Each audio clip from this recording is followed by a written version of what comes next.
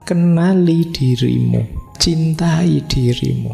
Kalau kita mencintai diri kita, maka kita akan bisa mengenali diri kita lebih dalam. Karena mencintai diri akan jadi landasan kita memahami diri kita lebih tepat, lebih benar.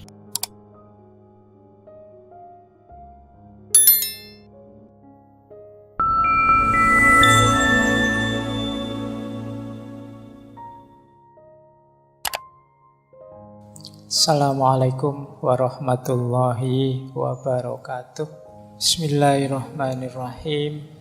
Sebelum kita mencintai keluar, kata Osho, kita harus mencintai diri kita sendiri. Ini dasarnya sudah. Tidak mungkin kita bisa mencintai yang di luar diri kita kalau kita belum mencintai diri kita. Kata Osho, jika seseorang tidak bisa mencintai dirinya sendiri, dia juga tidak bisa mencintai orang lain. Seorang pria yang mencintai dirinya sendiri mengambil langkah pertama menuju cinta sejati. Ibarat melempar kerikil ke dalam danau yang sunyi, riak melingkar pertama akan muncul di sekitar kerikil, sangat dekat dengan kerikil tersebut. Dan kemudian riak itu akan terus menyebar hingga mencapai pantai terjauh. Jika engkau menghentikan riak yang muncul di dekat kerikil, tidak akan ada riak lain sama sekali. Jadi kalau kita melemparkan batu ke sungai yang airnya tenang, itu kan nanti ada buletan gelombangnya. Yang paling awal paling dekat dengan batunya. Terus tambah luas sampai pinggir. Kalau buletan paling awal tidak mungkin ada buletan gelombang selanjutnya. Yang paling awal itu simbol dari cinta kita pada diri kita sendiri. Kalau kita tidak mencintai diri kita sendiri, bagaimana kita bisa mencintai yang lain? Ada uraian selanjutnya. Kata Osho, pria yang mencintai dirinya sendiri akan menghormati dirinya sendiri. Dan orang yang mencintai dan menghormati dirinya sendiri akan menghormati orang lain. Karena dia tahu, sama seperti saya, orang lain juga demikian. Sama seperti saya menikmati cinta, hormat, martabat, begitu pula orang lain. Kalau saya menghargai diri saya tahu caranya menghargai orang lain. Kalau saya mencintai diri saya tahu caranya mencintai orang lain. Gitu loh. Oh, ternyata diperhatikan itu enak. Ya, saya tahu berarti untuk membahagiakan orang lain saya harus memperhatikannya. Jadi kalau kita peduli dengan diri kita, kita akan tahu apa yang membuat kita bahagia, senang, nyaman, dan pada akhirnya kita bisa melakukannya untuk orang lain. Kalau kita jarang mandi misalnya, terus kita, ternyata tidak mandi 3 hari, tidak apa-apa kok Pak, buktinya saya masih seneng-seneng saja misalnya. Ya kamu akan cenderung, misalnya ngasih nasihat ke teman, mau sudahlah, tidak mandi, tidak apa-apa. Saya saja contohnya begini, kamu contohnya dirimu. Jadi kalau kamu menghargai dirimu, kamu tahu caranya menghargai orang lain. Kalian misalnya yang terbiasa, apa wis kan ada, kalau ngomong kasar misalnya, lu ternyata ngomong kasar itu asik kok Pak. Akhirnya kan kamu juga kepada kepada temanmu yang lain juga seneng ngomong kasar. Jadi ibaratnya seperti itu cinta diri itu. Kenapa sih Pak kok harus cinta diri kita dulu? Bukankah lebih enak mengutamakan yang lain dulu loh? Kalau kamu beres dirimu, kamu mencintai dirimu, berarti kamu mengelola dirimu ke tahap yang sangat ideal. Ada lebih banyak hal yang bisa kamu lakukan untuk yang di luar dirimu. Kalau kamu tidak peduli dirimu kacau, acak-acakan, apalagi sakit-sakitan, apalagi, gimana kamu bisa mencintai yang di luar dirimu? Kamu sakit, misalnya batuk, misalnya, kamu tidak peduli kesehatanmu. Akhirnya saya batuk tidak apa-apa, yang penting yang saya cintai bahagia. Gimana bisa bahagia tiap kali deket kamu batuk? Nanti dia malah nutup mulutnya. Aduh, kamu disuruh pulang, pulang aja. Tidak jadi mesra, malah penyakit. Kamu tidak mencintai dirimu. Ngomong juga begitu. Kalau kamu seneng ngomong kasar, mungkin tidak kerasan orang di sekelilingmu. Itulah dasarnya. Jadi sebelum kita mencintai yang di luar diri, ayo mencintai diri kita sendiri dulu. Ngopeni diri kita, itu amanat pertamanya di situ. Maka kata Osho itu yang paragraf ketiga itu menarik. Sokrates berkata, kenali dirimu. Buddha berkata, cintai dirimu. Kata Osho, Buddha jauh lebih benar. Kenapa? Karena jika kamu tidak mencintai dirimu sendiri, kamu tidak akan mengenal dirimu sendiri. Pengetahuan hanya akan muncul kemudian, cinta yang mempersiapkan landasannya. Kalau kita mencintai diri kita, maka kita akan bisa mengenali diri kita lebih dalam. Tidak bisa ujuk-ujuk mengenali. Cinta harus jadi landasannya. Maka Sokrates benar sih, tapi Buddha lebih benar, kata Osho. Karena mencintai diri akan jadi landasan kita memahami diri kita lebih tepat, lebih benar. Itulah mengapa dasarnya cinta itu self-love, cinta diri. Baik, yuk kita lanjutkan. Terus, cinta itu menurut Osho sudah ada dalam diri kita. Tidak usah kamu cari kemana-mana. Kualitas, karakter, sifat, kemampuan mencintai itu kita sudah bisa. Hanya saja tertimbun oleh banyak hal dalam diri kita, oleh ego kita, oleh ambisi kita, dan lain sebagainya. Maka kata Osho, seringkali aku mengatakan pelajarilah seni mencintai. Tetapi yang aku maksud sebenarnya adalah pelajari seni menghilangkan semua yang menghalangi cinta. Ini adalah proses negasi, ibarat menggali sumur. Engkau terus-menerus membuang banyak lapisan tanah, kerikil, bebatuan, dan tiba-tiba ada air. Airnya sebenarnya selalu ada, dia mengalir di bawah. Setelah engkau menghilangkan semua penghalang, air tersedia. Begitu juga dengan cinta. Cinta adalah arus bawah dari keberadaanmu. Memang sudah mengalir, tapi masih banyak bebatuan, banyak lapisan tanah yang harus disingkirkan. Jadi tidak usah khawatir, Pak, saya itu tidak pinter mencintai, Pak, saya itu, semua orang pasti bisa. Buktinya kalau kamu jatuh cinta, tiba-tiba bisa bikin puisi.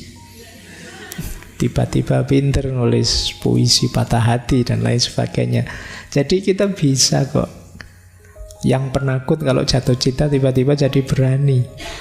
Yang biasanya kalau ngomong kaku tiba-tiba bisa ngerayu, bisa gombal.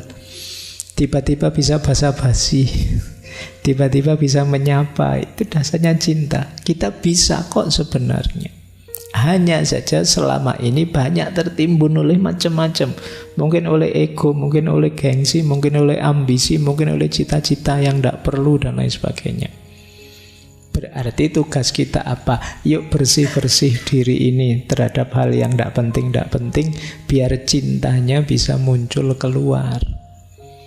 Mungkin ada banyak kebencian dalam diri kita, yuk kita sisihkan, kita singkirkan. Mungkin ada banyak iri, mungkin ada banyak dengki, mungkin ada banyak dendam. Itu kita singkirkan semua. pada akhirnya cintalah yang akan muncul. Di situ kita akan menjadi pribadi yang mencintai. Jadi prosesnya bukan latihan mencintai. Pak, saya tak latihan caranya gombal gimana caranya. Nggak usah, kamu sudah otomatis bisa kalau itu. Gimana ya Pak caranya peduli? Loh, kalau kamu cinta beneran otomatis muncul kepedulian. Tapi nggak bisa Pak, saya rasanya sudah jatuh cinta tapi kok nggak bisa peduli, ya belum cinta berarti.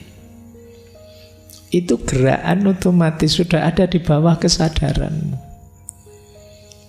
Jadi jalannya berarti apa? Bersihkan. Mungkin kamu belum cinta, masih pamrih-pamrih, masih dagang, masih negosiasi dengan yang kamu cintai. Kalau itu sudah murni cinta, otomatis kamu siap berkorban, otomatis kamu peduli, otomatis kamu ingin membahagiakan. Itulah kata Osho. Terus ini loh antara lain yang sering menutupi cinta kita. Kata Osho, apa yang engkau sebut cinta seringkali bukan cinta. Apa yang engkau sebut cinta itu mungkin banyak hal lain, tapi bukan cinta. Mungkin itu seks, mungkin itu keserakahan, mungkin itu kesepian, mungkin itu ketergantungan, mungkin itu sikap posesif, mungkin banyak hal lain, tetapi bukan cinta, belum cinta. Nah, itu ya yang tahu kita. Bilangnya jatuh cinta sih, tapi sebenarnya itu nafsu saja. Kamu ngincer seksnya misalnya, itu kamu yang tahu. Bilangnya cinta sih, tapi ternyata itu sebenarnya kamu serakah saja, pingin pamer, pingin nunjukkan ke temanmu bahwa saya juga sudah laku kok, emangnya kamu saja misalnya. Bilangnya bisa macam-macam, coba kamu cermati. Kata Osho, jangan-jangan itu bukan cinta.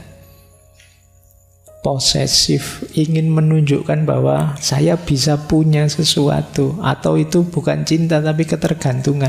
Itu bukan cinta, hanya pelampiasan dari kesepianmu saja. Nah, makanya itu yang harus kita bersihkan sehingga cintanya muncul. Kata Osho, cinta itu tidak posesif kok. Cinta itu tidak ada hubungannya dengan orang lain. Cinta itu keadaan. Ini yang cinta level 3 tadi. Cinta itu bukan sebuah hubungan. Satu hubungan mungkin terjadi, tapi cinta tidak sekedar hubungan. Satu hubungan bisa ada, tapi tidak terbatas pada itu saja. Cinta lebih dari itu. Cinta adalah keberadaan. Jika hanya sekedar hubungan, tidak mesti itu cinta. Kan kalian punya istilah hubungan tanpa status. Ya. Jadi kalau sekedar hubungan jangan GR dulu. Jadi kita kan berhubungan iya, tapi kan tidak mesti cinta namanya hubungan, itu bisa macam-macam. Kuncinya apa satu hubungan disebut cinta? Karaktermu berubah jadi karakter seorang pecinta. Kuncinya di situ sebenarnya. Maka fokusnya pada dirimu yang jadi pecinta, bukan siapa yang kamu cintai.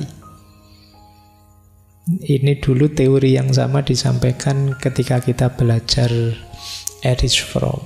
Yang lebih penting adalah mengubah diri kita menjadi yang bisa mencintai. Bukan siapa yang kita cintai. Monggo saja, kalau kita siap mencintai, ya yang kita cintai akan hadir sendiri. Oke, ini yang kita bersihkan sehingga cinta yang tertimbun di bawah kesadaran akan muncul, menjadi penciri kita. Kita menjadi seorang pecinta. Baik, mau saya lanjutkan? Masih kuat? Kuat ya, ngomong cinta-cintaan itu. Ini ilustrasi dari Osho menarik. Kenapa cinta itu jangan hanya kepemilikan. Karena kalau kepemilikan, ini loh yang terjadi. Mula-mula sang suami mencoba menjadikan istrinya sebagai miliknya. Dan begitu istrinya menjadi miliknya, ia pun kehilangan minat. Wong sudah dapat mau apa? Ya kan? Itu yang terjadi. Makanya jauhan. Kan banyak yang bilang sudah menikah terus gegeran itu. Dulu kelihatan apa, sekarang lihat apa. Kan kita begitu. Lu dulu belum dapat, makanya dikejar-kejar. Sekarang sudah dapat atau sudah dinikah. Selesai tantangannya. Kehilangan minat, tidak menantang lagi. Oh, ini yang sering jadi masalah. Kok bisa begitu, Pak? Karena cinta dimaknai sekedar kepemilikan. Kepemilikan itu kalau sudah dimiliki kan selesai. Kalau kata Ki Ageng Suryo Mentaram, manusia itu ingin sesuatu. Kalau sudah diperoleh, mulur keinginannya. Tidak mungkin selesai di situ. Kalau sudah diposes, sudah dimiliki, ya dia ingin miliki yang lain. Jadi jangan memaknai cinta hanya sebagai kepemilikan. Itu kan banyak yang tanya ke saya, Pak, cinta harus memiliki enggak, Pak? Iya, boleh saja cinta itu memiliki, tapi jangan dimaknai cinta sekedar kepemilikan. Kalau tidak, ceritanya seperti itu. Jadi begitu istrinya menjadi miliknya, dia kehilangan minat. Kata Osho, ada logika tersembunyi di baliknya. Karena puncak kepentingannya adalah memiliki, sekarang semuanya sudah selesai. Dan dia ingin mencoba wanita lain sehingga dia dapat melakukan perjalanan untuk kepemilikan lagi, nyari tantangan baru. Makanya kan kadang-kadang banyak, ini gimana sih orang ini sudah nikah, istrinya ya cantik, keluarganya rasanya baik-baik saja, ya kaya, kok ya mau-maunya nyari yang lain, selingkuh, selingkuhannya lebih di bawahnya lagi. Ya mungkin itu bagian dari tantangan baru, karena yang di rumah sudah selesai. Kelirunya di mana? Pemaknaanmu terhadap cinta hanya sebagai kepemilikan. Ya kepemilikan ya kalau sudah dimiliki sudah. Semakin banyak kepemilikannya ya nanti semakin kaya kan. Sederhananya kan begitu. Wong manusia itu kalau urusan kepemilikan kan kata Al-Quran, alhaakumut takasur. Jadi tidak ada berhentinya. Ingin lebih lagi, ingin lebih lagi.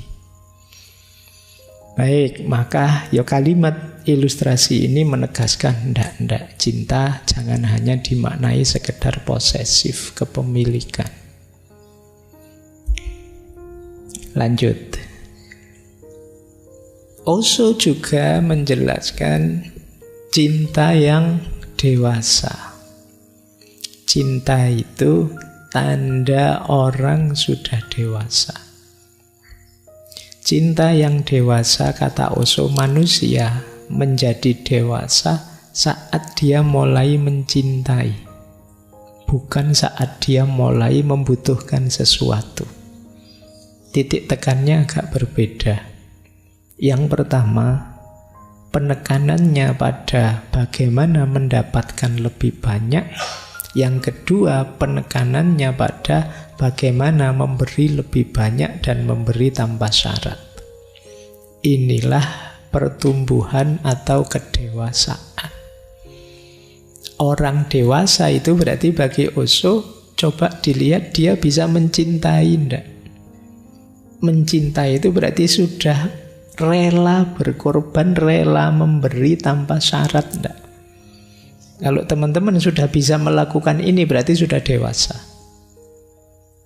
Kalau hanya ingin meraih untuk memenuhi keinginan egois kita, itu sebenarnya menunjukkan kita belum dewasa. Jadi tidak sekedar akalnya jalan. Kalau akalnya jalan masih egois, ya belum dewasa sebenarnya. Ukuran dewasa itu kata Osho bisa mencintai.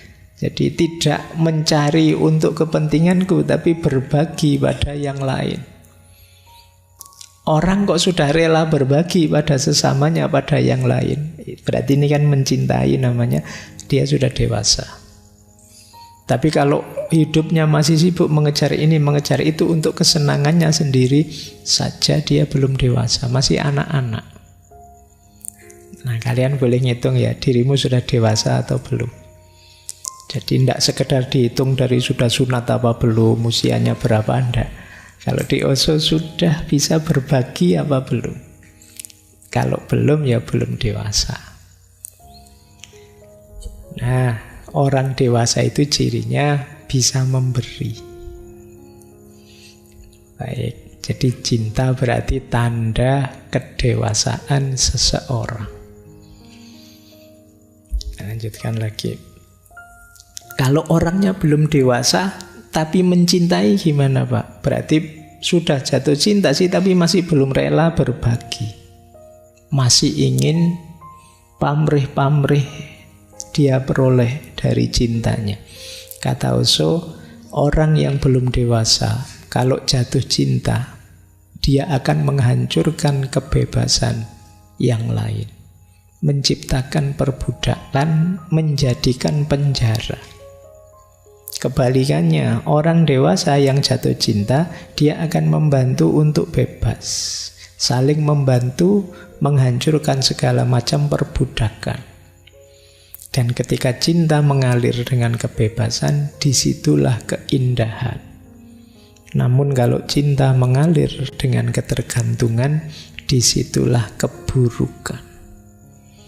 Jadi kalau orang masih kanak-kanak, belum dewasa kok jatuh cinta, biasanya masih sangat egois, maka cinta itu akan jadi sarana hegemoni, dominasi, perbudakan, penjara.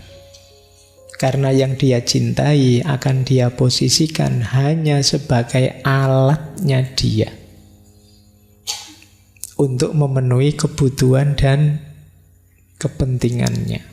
Sementara orang dewasa yang mau berbagi tadi, itu kalau jatuh cinta, pada akhirnya justru akan bisa membebaskan yang dicintai. Jadi memberikan yang terbaik pada yang dicintai. Disitulah nanti akan kelihatan indahnya cinta. Jadi itu bedanya. Jadi teman-teman ada di mana dalam cinta ya saya tidak tahu, tapi semoga semuanya sudah dewasa ya. Apalagi sudah mahasiswa, semoga rela berbagi. Ini kalau diomongkan gampang, tapi dalam prakteknya kadang kita itu punya kadar kepelitan kita masing-masing. Entah dalam hal apa, itu sisi egoisnya kita. Ayo latihan berbagi. Makanya ada ayat Al-Quran itu yang bilang lan tanarul birra hatta tunfiku ma tuhibbun. Jadi masih belum disebut kebaikan kalau engkau belum berbagi apa yang engkau cintai. Ini jangan dimaknai tum-tuman pacar ya. Maksudnya kalau ingin berbagi sesuatu itu yang berharga. Jadi berbagi itu sudah dewasa, apalagi mau berbagi hal-hal yang kamu anggap berharga untuk dirimu. Nah, itu cirinya kebaikan. Kalau masih enggak, kalau masih saya punya yang jelek-jelek, barang-barang jelek tak bagi ke orang, itu masih belum kebaikan kan? Karena orang lain hanya kamu anggap tempat sampah saja. Jadi wadahnya barang-barang yang kamu tidak suka. Tapi baik itu, ini saya masih suka ini. Tapi ya sudahlah, kasih sama orang yang lebih butuh mungkin. Nah, ini baru kebaikan. Nah, jadi memang berbagi itu cirinya orang sudah dewasa, sudah matang. Kalau mencintai, ya yang ada di pikirannya untuk kebaikan yang dicintai.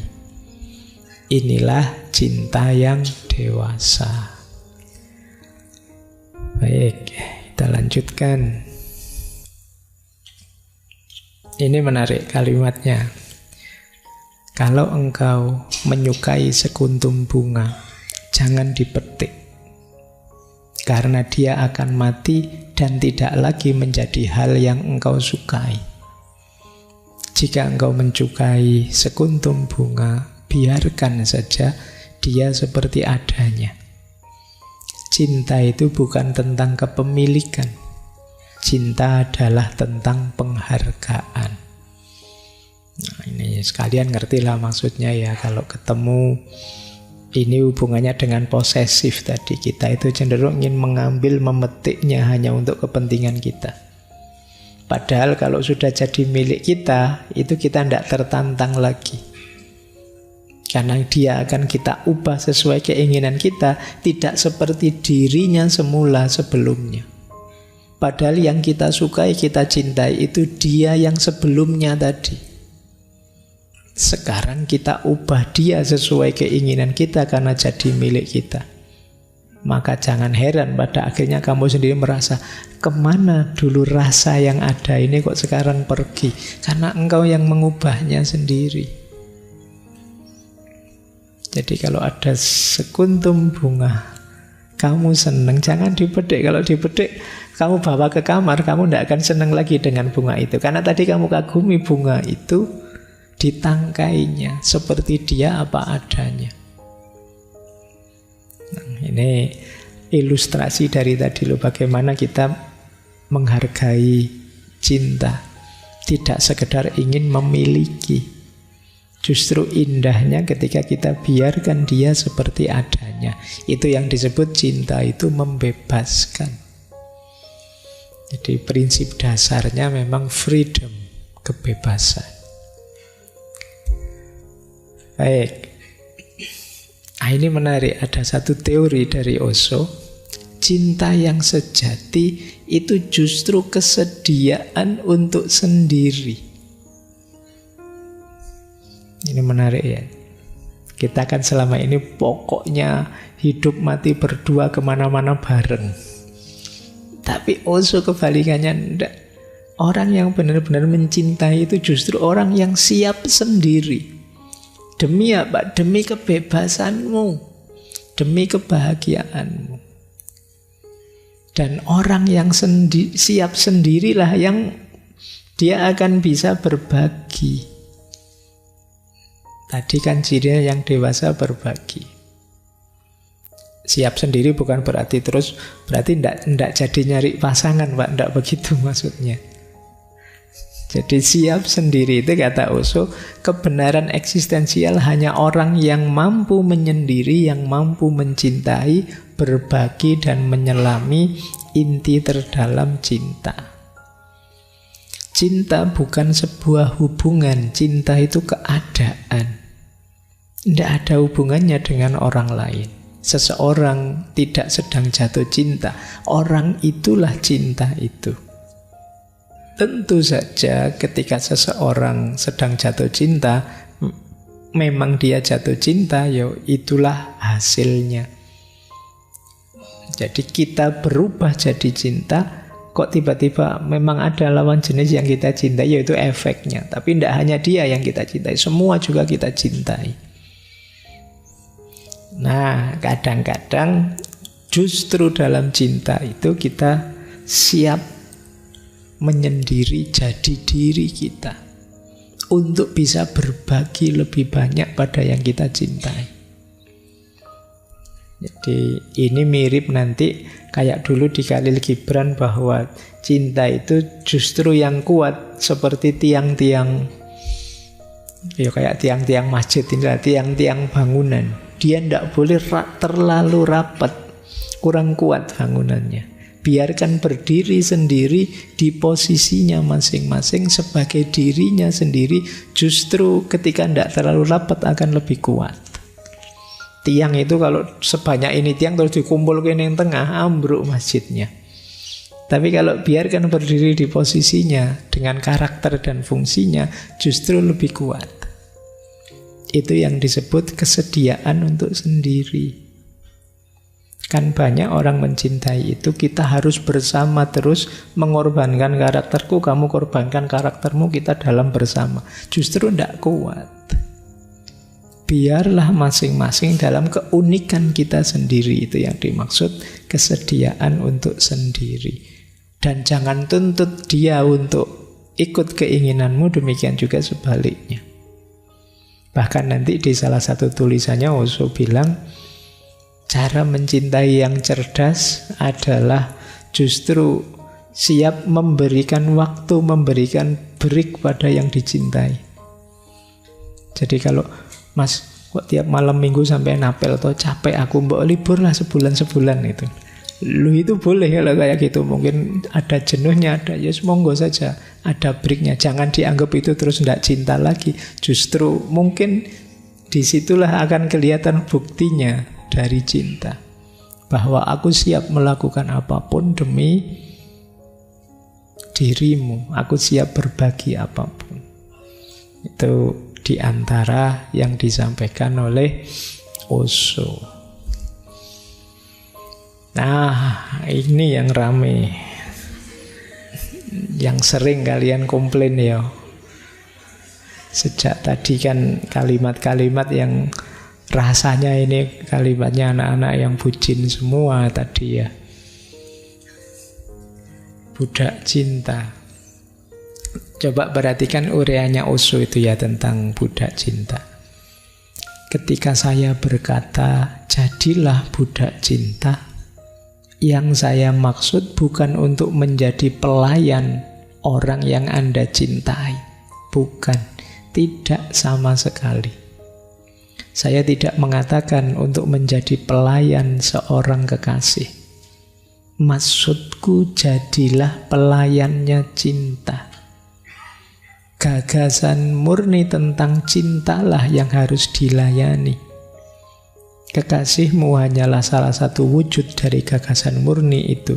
Dan seluruh keberadaan tidak mengandung apapun kecuali jutaan manifestasi gagasan murni itu. Bunga, bulan, kekasihmu, anakmu, ibumu, ayahmu, semuanya adalah wujud gelombang di lautan cinta. Namun jangan pernah menjadi pelayan seorang kekasih. Ingatlah selalu bahwa kekasihmu hanyalah satu ekspresi kecil. Sajikan cinta lewat sang kekasih, tapi jangan pernah melekat pada sang kekasih. Ketika seseorang tidak terikat pada kekasihnya, cinta mencapai puncak tertingginya. Saat seseorang melekat, ia akan mulai terjatuh. Engkau akan memenuhi semua kebutuhannya, tapi jangan penuhi keinginan egois atau keinginan fiktifnya. Jangan memenuhi apapun yang benar-benar akan merugikannya. Misalnya, jangan memenuhi egonya, meskipun egonya menuntut. Orang yang terlalu khawatir, terikat, akan memenuhi tuntutan ego. Itu artinya Anda meracuni kekasih Anda. Jadi yang pertama, bucin itu bukan berarti budaknya pacar, budaknya kekasih, tapi budaknya cinta. Budak cinta itu maksudnya apa? Mari kita jadikan cinta sebagai bahan pertimbangan, cara pandang kita, cara hidup kita. Seperti saya bilang tadi, memutuskan apapun, melihat apapun, pertimbangannya cinta. Itulah yang disebut bucin, budaknya cinta, pelayannya cinta, kata Osho. Dan ini ya memang tidak terbatas di kekasih, tapi juga teman, orang tua, saudara, anak, tetangga, semua saja adalah yang mendapatkan perlakuan layanan cinta dari kita. Bahkan kalau tentang yang kita cintai, yang kekasih kita tadi, tidak selalu keinginannya kita layani. Kadang-kadang ada permintaan-permintaan egois yang justru menghancurkan dia. Kalau kita turuti saja, sebenarnya kita sedang meracuninya. Jadi misalnya kalian dimintai bantuan, Mas aku lagi males bikin skripsi, kamu yang bikinin ya. Oke siap. Lo yang kuliah siapa, yang bikin skripsi siapa. Jadi ini bagi saya jenis-jenis meracuni itu tadi. Jadi tidak semua permohonannya harus kamu penuhi. Permintaannya apapun harus kamu jawab dalam koridor cintamu. Cinta itu ya tidak selalu harus menuruti permintaan yang kamu cintai. Justru kamu harus peduli. Jangan minta itu akan merusakmu, itu akan menghancurkanmu. Kita jangan ikut-ikutan meracuni yang kita cintai.